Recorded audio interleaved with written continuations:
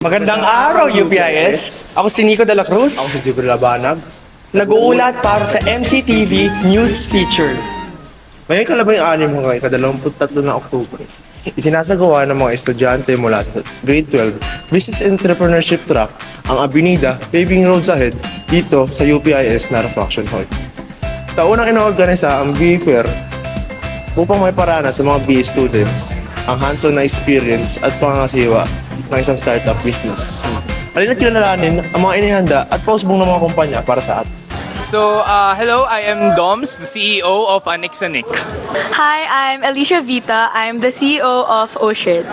I'm Andrew Wilhelm Baladad, the CEO of Latinachos. Hello, ako po si Yue Inserto, ang CEO ng Katipunan Cups. So, ang mga produkto namin is button pins, meron kaming keychains and stickers, and along with that, meron kaming mga bracelets, earrings, alcohol holder, and also meron kaming do-it-yourself na phone charm or keychain na pwede nyong gawin with your own, kung if you have time. So, sa O-Shirt, kami, manufacturing business yung na-assign sa amin. And we decided to sell shirts. And all of our designs are made by our team. Tapos, we sell affordable but quality shirts inspired by university-themed shirts like yung mga slogans, Utak at Puso, Scholar ng Bayan. And yung other category namin is music-inspired shirts. So, meron kaming Tyler the Creator, Frank Ocean, Cat's Eye, and many more. So, we're offering these products po. So, pinaka bestseller po talaga namin is yung Latino Combo, which composes of a drink, tapos may nachos ka na on top. Tapos we also serve like yung drinks lang, tapos yung mga nacho platters. Yan.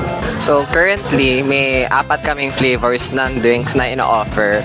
Yung specialty namin is yung chocolate latte named Bangus, which is named after yung pusa nga na si Bangus na palibat-libat dito sa UPIS. Meron din kaming Spanish latte, dirty matcha, at matcha latte naman para sa mga hindi nagkakape.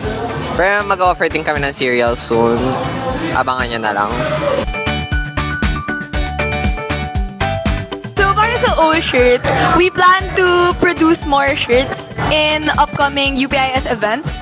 So for example, UPIS Days, plano namin mag-booth dito kung saan magpaproduce kami ng more designs na hindi pa namin napapakita ngayon since marami ding students na nag-request ng iba't ibang artists and other designs. So, plano namin to take into account yung mga suggestions nila. Oh yeah, for sure. Kasi parang may plans na kami such as yung mga UPIS Week kasi may mga past groups yun na ginawa yun.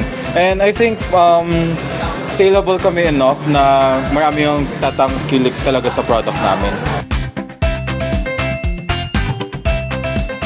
So, as a young entrepreneur, syempre, startup lang din naman yung ginawa namin Anixanic. So, dito talaga, as a team, nag-collaborate kami with a common, say, interest sa mga anik-anik. So, find your purpose, find your business, find your product, you can find yourself as well. So, siguro thorough preparation yung kailangan ng mga students kasi kailangan mo talaga mag-expect for the unexpected, lalo't baka mamaya yung tinignan mo lang na demand na iniisip mo, mas mataas pala siya eh. Pero yun nga, dapat prepared ka for the worst. Ako po ang LC ng DE this year. So last year, medyo same pa rin naman yung procedure na ginagawa po namin. Katulad po nung last year ay connected yung internship 1 sa internship 2. So internship 1 basically nung grade 11 sila sila po ay nag-proposals ng mga products po nila. Tapos nitong internship 2 ang ginawa na po nila more on product testing dun sa proposals ng mga products nila.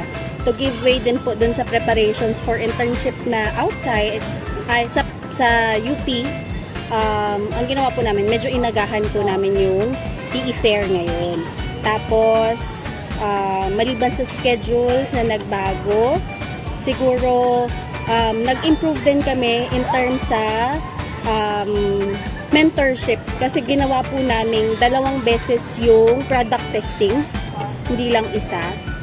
Tapos doon sa product testing ngayon ay mas 2 beses naming in-invite yung aming mentors.